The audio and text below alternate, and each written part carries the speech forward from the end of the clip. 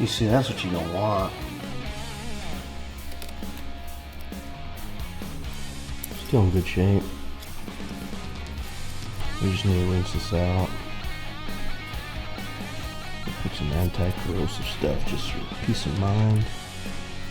And she'll be good as new.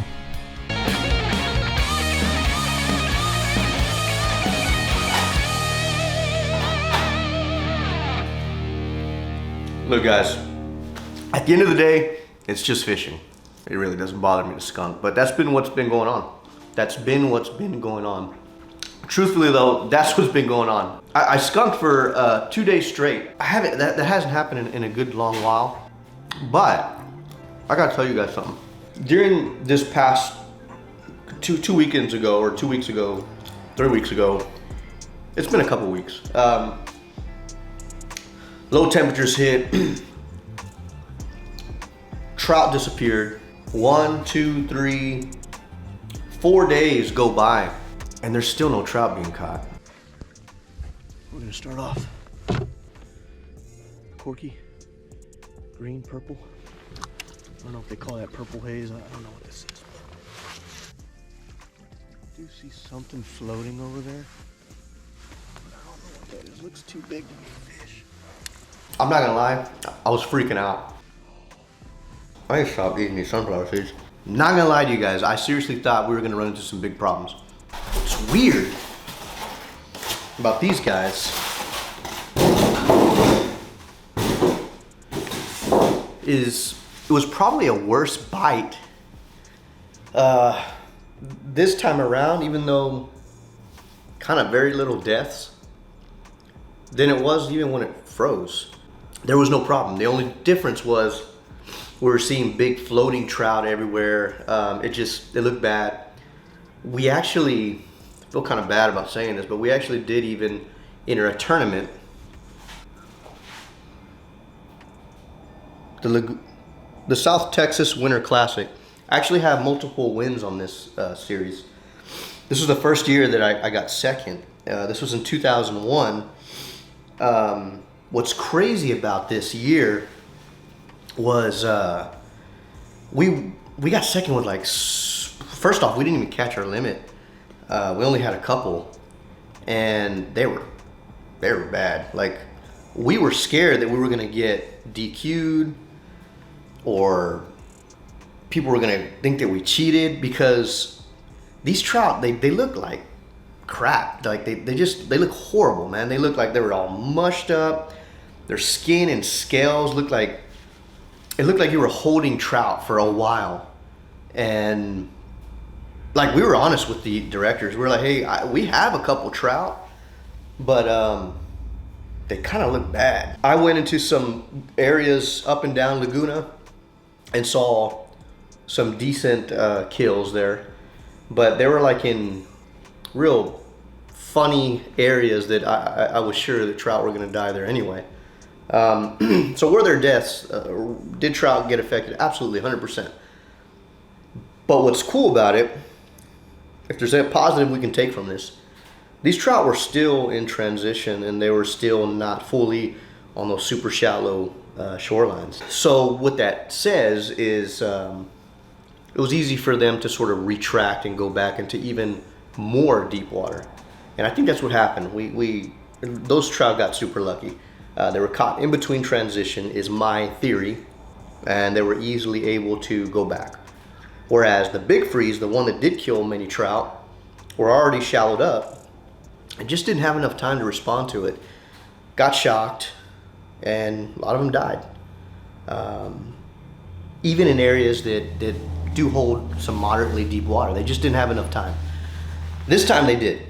So that's what I'm thinking would happen, because 3-4 days after, no trout. No trout. And all of a sudden, day 5, day 6, day 7, they start coming back, and I'm like, yeah, man. So, our fishery's great.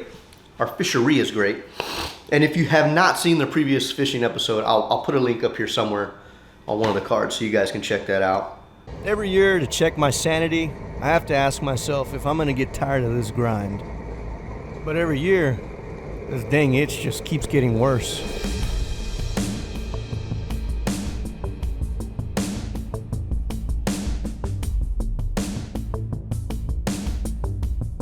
You guys want to see how much people love catching trout?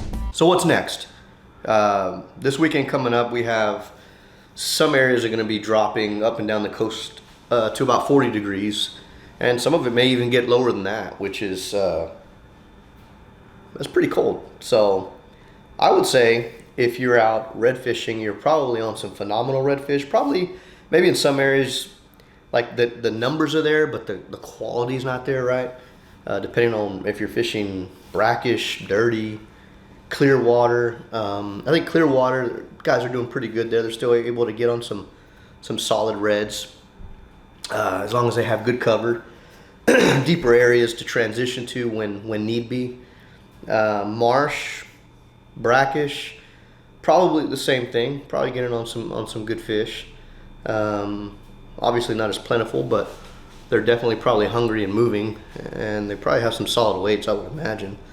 Trout fishing, if you guys are doing it, I think this weekend's gonna be the time to really get on a good solid bite. I think we've got perfect conditions with that 40-degree mark coming up. It's gonna warm up to about 60. It probably won't break 70, so it's gonna hunker at most at about 69. And I would say just be wary of fog, man. Sometimes when you get those 40 to almost 70-degree warm-ups, it's gonna create some fog issues. So if you don't have electronics, I would say stay off the water. Don't do anything unless you're pretty confident with your phone, GPS, all that stuff. But be careful, man. That's how we lose kayak anglers, or have in the past. You know, it happens. So I haven't been catching much, to be quite honest with you. This weekend, should I tell you guys what I'm doing this weekend?